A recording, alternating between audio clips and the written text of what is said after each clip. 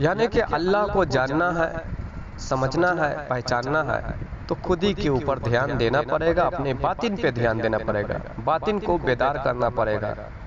बातिन यानी हमारे अंदर जिस्म में जो रूहें हैं, उस रूह की तरफ इशारा है, उस खुदी के ऊपर इशारा है कि उसे बुलंद करना पड़ेगा, बेदार करना पड़ेगा, तो अल्लाह के राज जाहिर होंगे।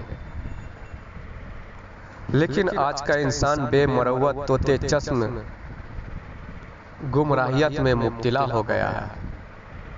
इंसान को अगर बर्बाद कर रखा है तो उसको उसकी लालच और उसे उसका डर, उसका भय उसे बर्बाद कर रखा है। इंसान पाने के लालच में बेमरवत तोते चश्म हो गया है, पाने की लालच और खोने का डर, खोने का भय, इस वजह से इंसान खुद ही को भुलाए हुआ है, खुदा को भुलाए बैठा है।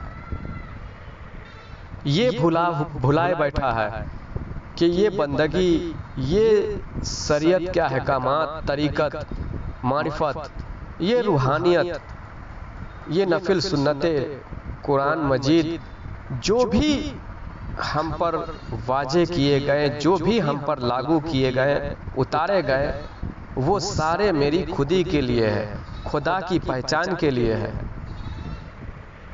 इसे भुला बैठा है इंसान, अपनी लालच,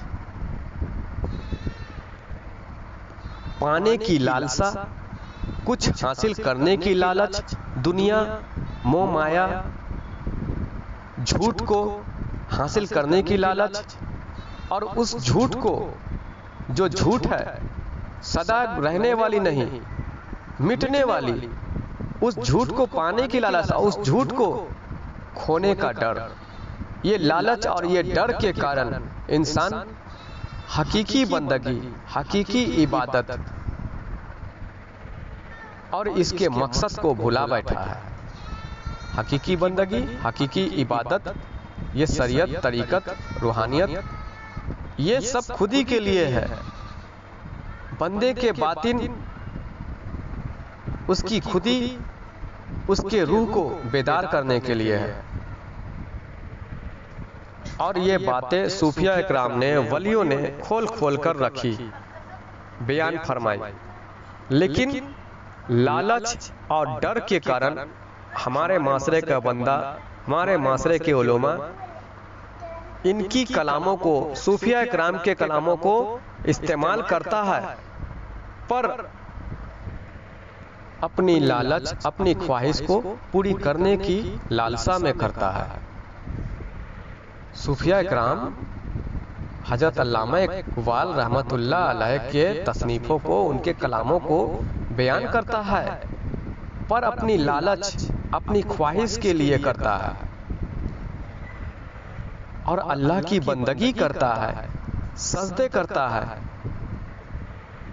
तो डर, खौफ के कारण करता है कि जो मिला है कहीं वो हमसे छिन ना जाए, कहीं वो हमसे खो ना जाए। तो ये लालच और ये डर, ये इंसानों को बर्बाद कर रखा है। पाने की लालच, झूठी सै, फितने, जिसे अल्लाह ने कुरान में फितने बताए, उस फितने को पाने की लालच, और फिर उस फितने में डूब जाने के बाद उसे खो जाने का डर, खोने का डर। इसी वजह से इंसान अपनी खुदी को भुलाए बैठा है। खुदा के जान पहचान, खुदा की हकीकत को भुलाए बैठा है। उसके अता किए गए बंदगी, इबादतों का असल मकसद जो है, उस मकसद को भुलाए बैठा है। खुदी को बुलंद करना चाहते हैं, खुदी की पहचान करना चाहते हैं, खुदा की पहचान करना चाहते हैं, तो सिर्फ जाहिरी जिस्मों से, नमाज, रोजे, हज, ज़कात करने से कुछ नहीं हासिल होने वाला। खुदी की पहचान, खुदी की हकीकत जानने के लिए, खुदी को बुलंद करने के लिए खुदा वालों से मिले। खुदा वाले यानी कि सूफिया इकराम, औलिया इकराम, वलियों से मिले, इनके संपर्क में रहें, इनसे अपनी निस्बत कायम करें। खुदा वाले वली अल्लाह ही होते हैं, औलिया इकराम सूफिया इकराम ही होते हैं।